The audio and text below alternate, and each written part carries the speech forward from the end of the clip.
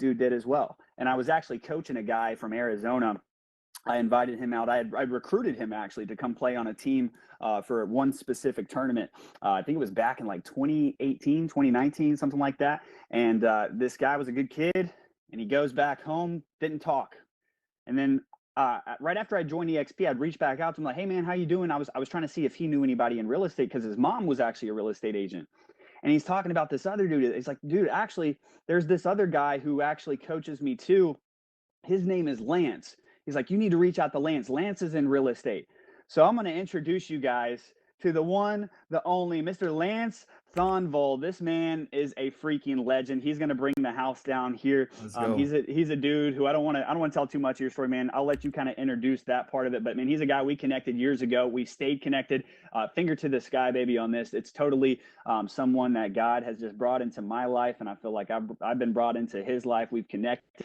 We support each other mentally, emotionally, through entrepreneurship. He's been through a lot of different things. He's been in sales. He's been a professional baseball player, and today he is a motivational speaker, speaking around the country at schools, pouring into people, pouring into athletes, pouring into kids, and really changing the freaking world. So I want to introduce to you guys Mr. Lance Thonvold. Take it over, baby. Let them know who you are, and then get into whatever you want to share here, man. I am so stoked to have you. What's going on, Trey Daddy? What's going on, Colt Real Estate? Can you guys hear me? We can. Yes, sir. Loud and clear. Sir. Let's go, man. I'm just really excited to be here, Trey. It's always an honor to speak to your guys, speak to your team. I got to get this thing started. Throw a 2023 in the chat if you're ready for prosperity. Woo! Come on. Let me hear you guys. You guys ready to prosper in 2023? Let's go. Oh yeah. Let's go, Alyssa. Let's go, Andrew. Let's go, Anthony. I see you. What up, Riley? Come on, Christian. Come on, Kyle. Let's go. Man, I'm super pumped to be here, you guys. I want you guys to prosper. Like, I really do. Like, I want the prosperity to come for you in 2023. But like, this is what I've been feeling on my heart. Like, before the prosperity is going to show up in the bank account, it's got to show up in your heart. Y'all feel me? Like, you guys want the blessings, you want the prosperity financially, but like, God's not in the game of giving you everything that you want right away because you're going to spoil it. Like, he's got to get you to go through some things. He's got to develop your character in your heart, and he's got to have you prospering your growth, prospering your mind before it shows up into your bank account.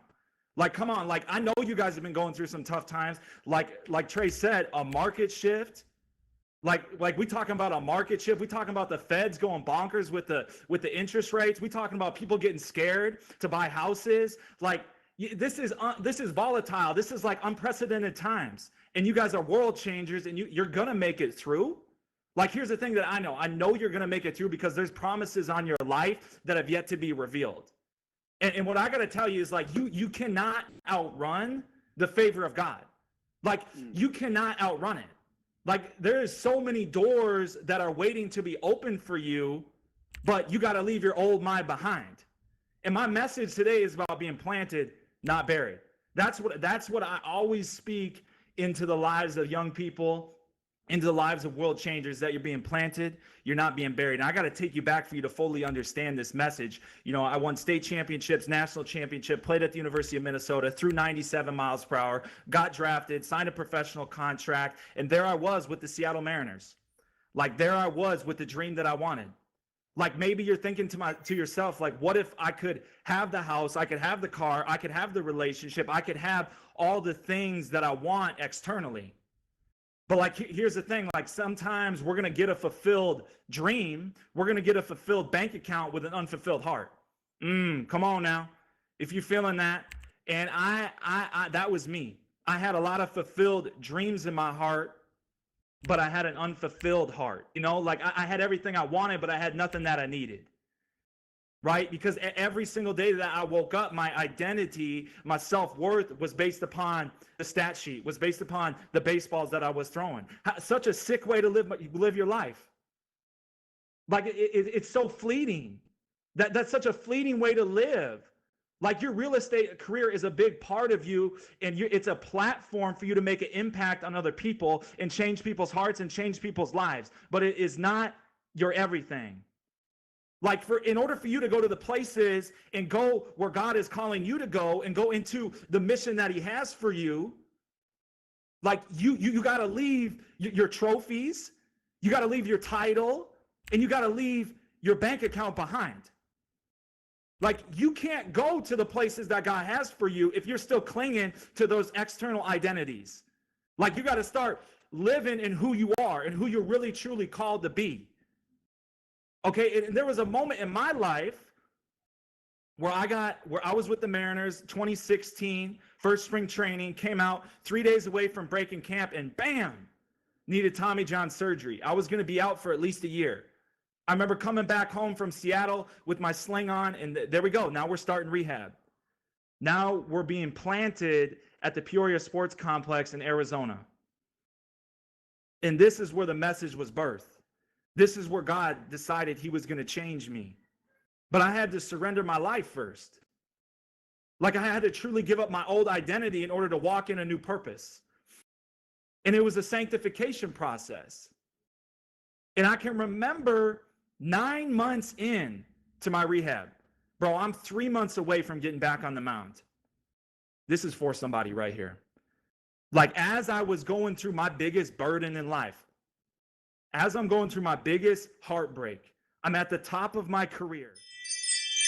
I'm the best I've ever been at baseball. I get Tommy John. I'm rehabbing my elbow.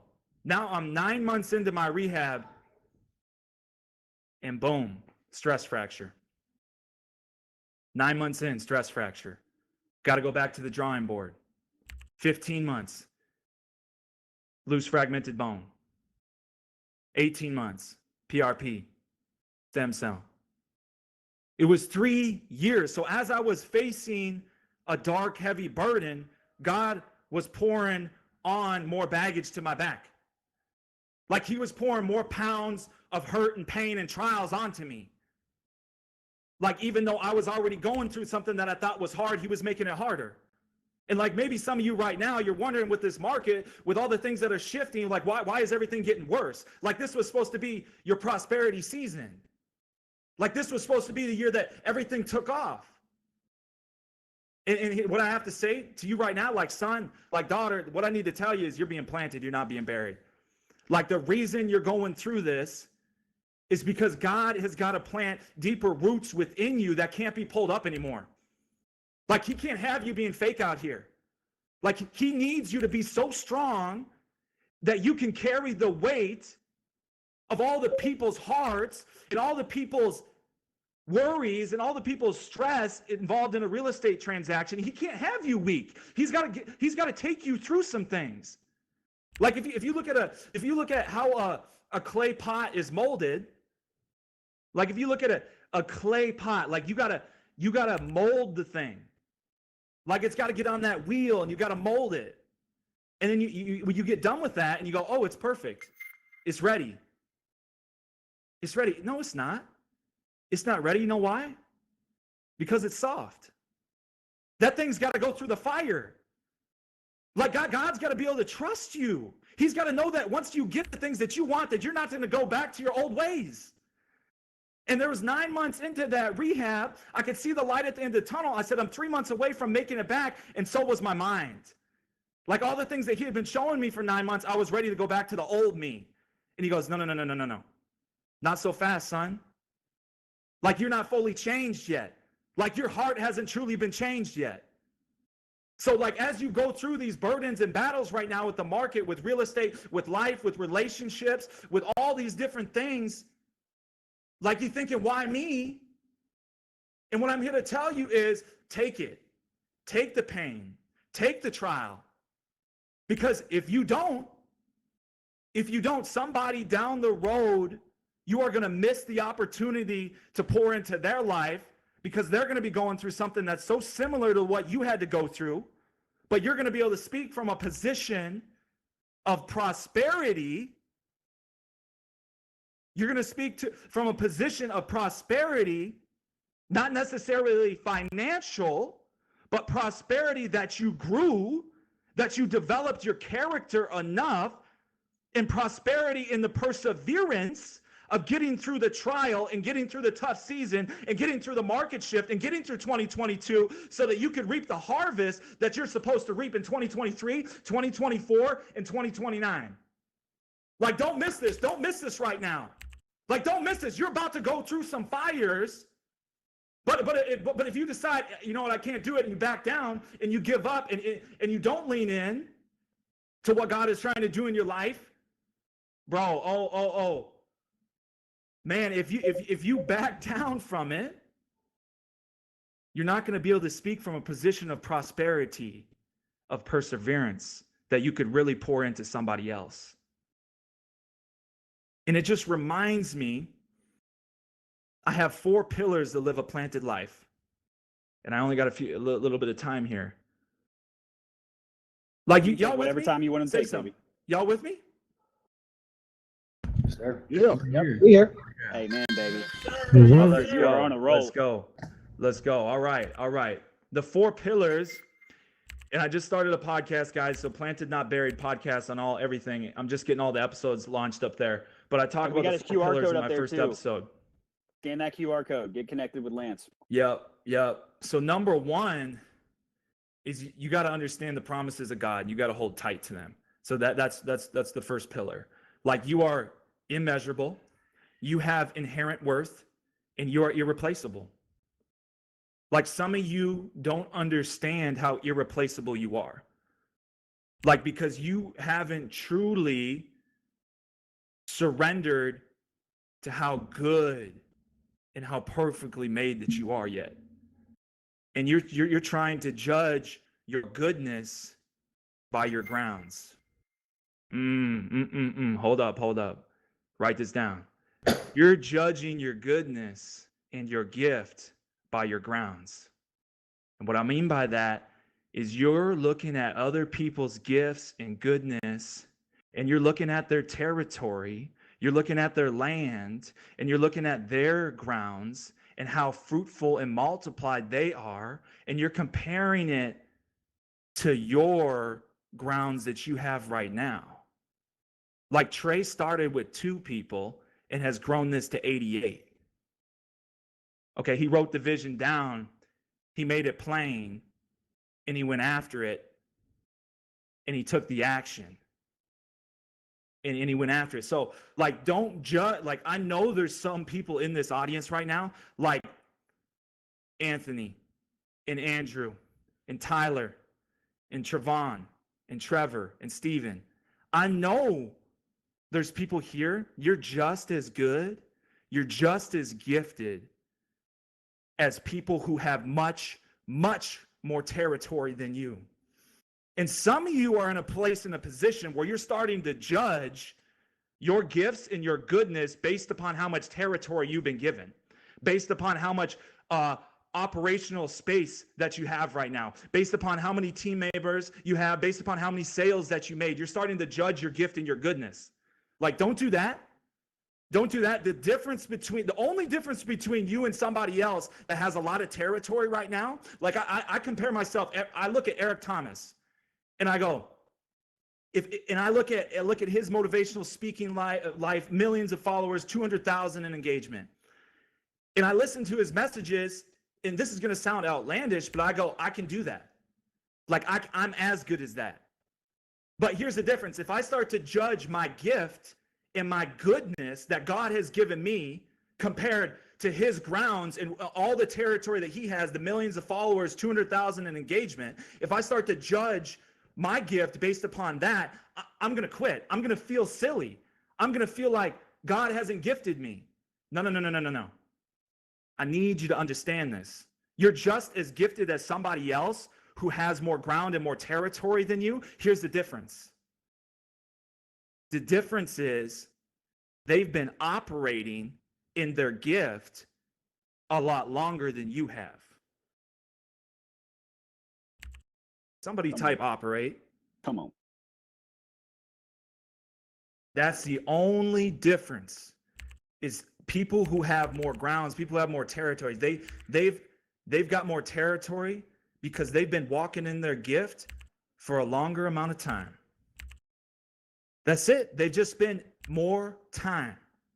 it's going to take more time than what you've given it. It's going to take more time to grow. Like, give yourself some grace, my son. Give yourself some grace, my daughter. Give yourself some time.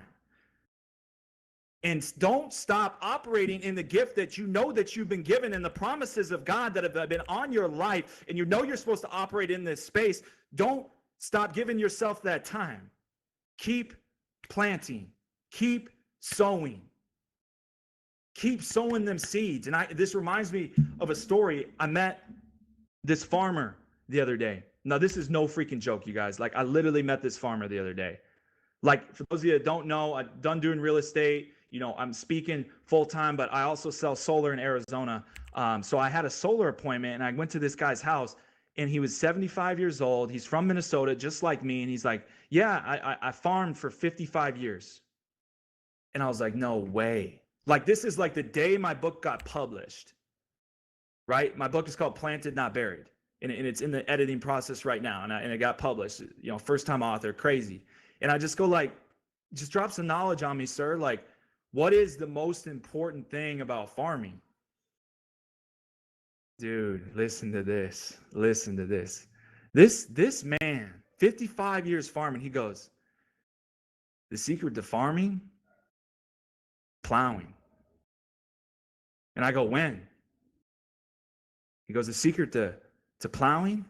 He goes, it's before winter.